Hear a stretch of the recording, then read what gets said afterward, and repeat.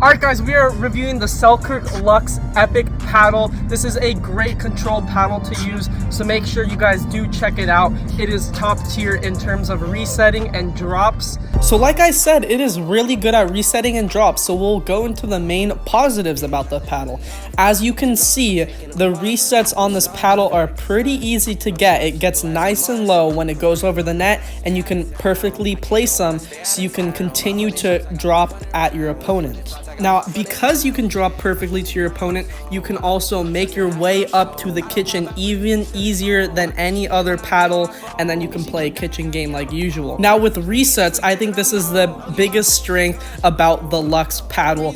Every reset feels like a pillow, and it's just going into the kitchen every single time. If you struggle with resets, I definitely recommend this paddle for that. Before we do continue on to dinking, I will let you guys know that we love to cut out all the filler content. You know, our videos are very short, 2 to 3 minutes long, to give you all of the important information about these paddles so you can go buy them if you like them. So make sure to drop a sub and like so you can see more of these videos and we can get more of them out to you guys. Dinking with this paddle is, I'd say, the third most influential part about this paddle and the third reason as to why you get it. So probably in the middle area. If you do not really struggle dinking, this paddle will be okay, but if you do struggle, it might not be recommended as well, just because the sweet spot on the paddle I will tackle later, but it is not very good. So the forgiveness is just overall lower. So a couple criticisms that I do have is that on the edges, the sweet spot is not great. It's pretty much dominantly in the middle of the paddle. That's why you probably want to put some edge tape along the bottom and edge so you can increase that sweet spot and add more control. Now with Speedups at the kitchen, the paddle does hit pretty fast, but I do get this feeling that your opponents aren't really afraid of Speedups with it, and it's pretty easy to convert over. As you can see, my opponent is now using the Luxx, and he is actually hitting his shots a lot better, so I'd say it's pretty good for hitting those shots, but in terms of keeping a fast rally and surprising your opponent, it doesn't do that really well. Now with these clips of driving, it is more of the same as the fast hands drill.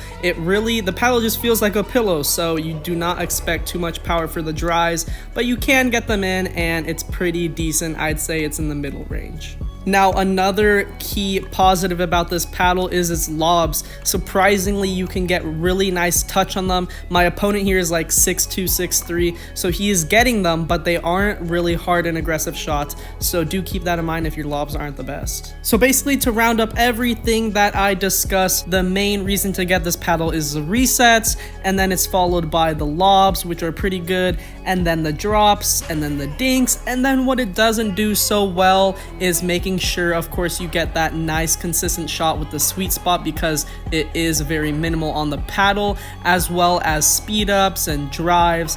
Those type of shots you need to be careful for, because it isn't the strongest paddle to do that. So that is my tiers on this paddle. So if you decide that those cons are not very influential on your game, you should definitely get this paddle. I do think it is a overall top tier control paddle. Anyways guys, that is it for this video. Make sure to subscribe, hit that like button, and I'll see you guys in the next one.